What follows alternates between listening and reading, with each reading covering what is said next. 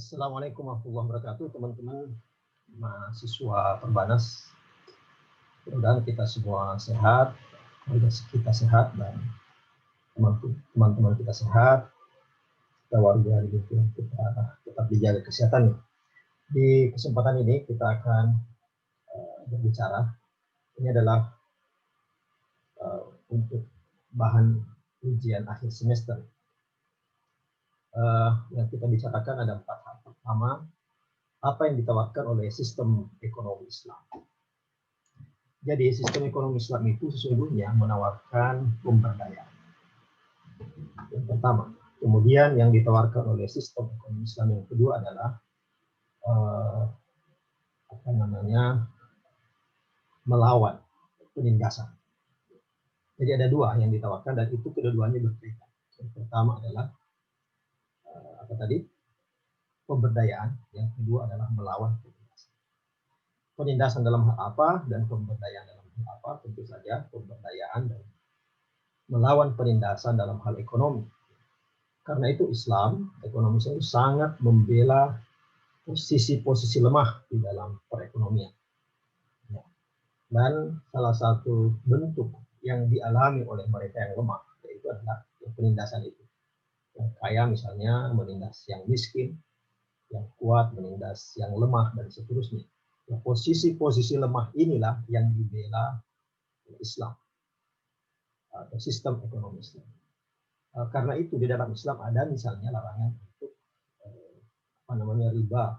Riba itu sesungguhnya adalah perlawanan terhadap penindasan itu. Apabila ada orang yang meminjam kemudian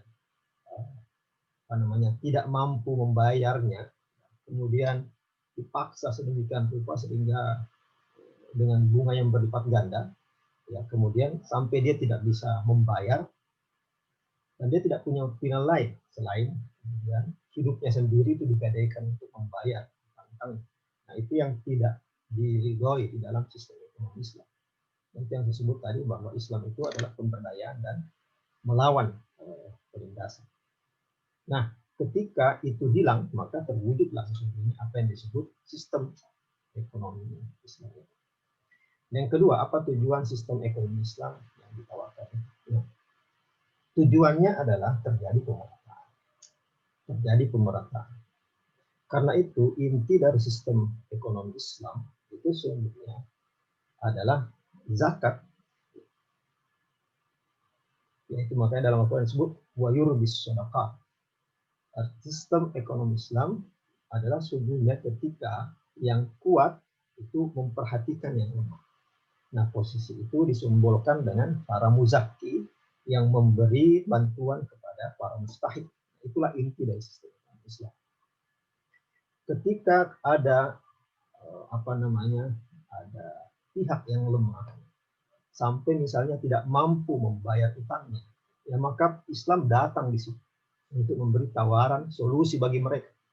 Karena itulah salah satu pihak yang berhak mendapatkan zakat adalah mereka yang berutang. Nah, apa itu berutang? Mereka lemah secara ekonomi. Nah, sistem ekonomi itu Islam tidak memaksakan bahwa betul orang ini punya utang, betul. Tetapi sebuah sistem ekonomi harus memberi jalan keluar bagi orang-orang yang punya problem seperti ini. Nah, ketika ada sebuah sistem ekonomi yang membiarkan keadaan seperti itu, membiarkan yang berutang tidak bisa punya solusi untuk persoalan mereka, maka itu bukan sistem ekonomi Islam. Yang ketiga, apa sumber sistem ekonomi Islam itu? Ya, sumber sistem ekonomi Islam itu adalah Al-Quran, kemudian Sunnah, dan tentu saja ijtihad para ulama, baik yang ulama yang dulu maupun yang sekarang. Apa kata kunci atau prinsip yang hendak ditawarkan oleh Al-Quran, Sunnah, dan juga ijtihad para ulama itu? Yaitu kembali kepada pemberdayaan melawan penindasan. Ya, pemberdayaan itu digambarkan dengan misalnya ada zakat, ada sistem wakaf, ada sistem infak, ada sistem sedekah, dan zakat tentunya. Ya, itulah hal-hal yang diberi keputusan di dalam dicontohkan di dalam Al-Quran, dicontohkan oleh Sunnah dan ijtihad para ulama. Tujuannya adalah itu. Walaupun sumbernya di sana, tapi tujuannya adalah. Karena itu di dalam Islam, sistem ekonomi itu tidak boleh ada tipuan. Karena tipuan itu adalah bentuk penindasan. Tidak boleh ada kebohongan. Karena kebohongan adalah penindasan.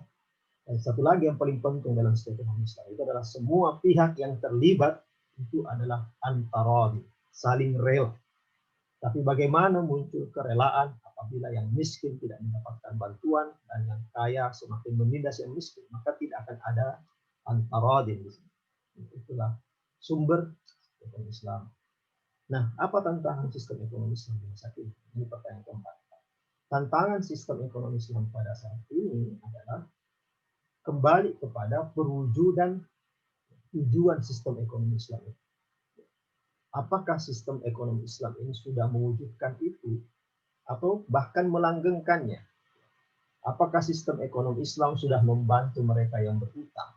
Apakah sistem ekonomi Islam sudah membantu mereka yang lemah? Apakah sistem ekonomi Islam sudah menghilangkan penindasan? Sistem ekonomi bisa berganti, tetapi kalau penindasan tetap ada, maka sesungguhnya sistem ekonomi Islam berubah. Tentu saja di setiap masa selalu ada macam-macam tantangan yang baik oleh sistem yang sudah kuat maupun sistem yang akan dibangun, tetapi tetap saja tujuannya sama. Dan karena itulah menjadi tantangan. Kita lihat misalnya sistem ekonomi Islam yang sudah ada sekarang. Apakah sudah menghilangkan penindasan? Atau malah melanggengkannya? Apakah sudah membantu yang lemah, memberdayakan yang lemah? Atau tidak, malah hanya semakin berpihak kepada yang kuat? Ya, maka disitulah tantangan sistem ekonomi Islam. Oke, saya kira itu sebagai bahan diskusi, teman-teman bisa lebih mengembangkan jawaban-jawaban dari 4 pertanyaan. Terima kasih. Mudah-mudahan kita tetap diberi kesehatan, keimanan, dan juga tentu saja akhlak yang baik. Assalamualaikum warahmatullahi wabarakatuh.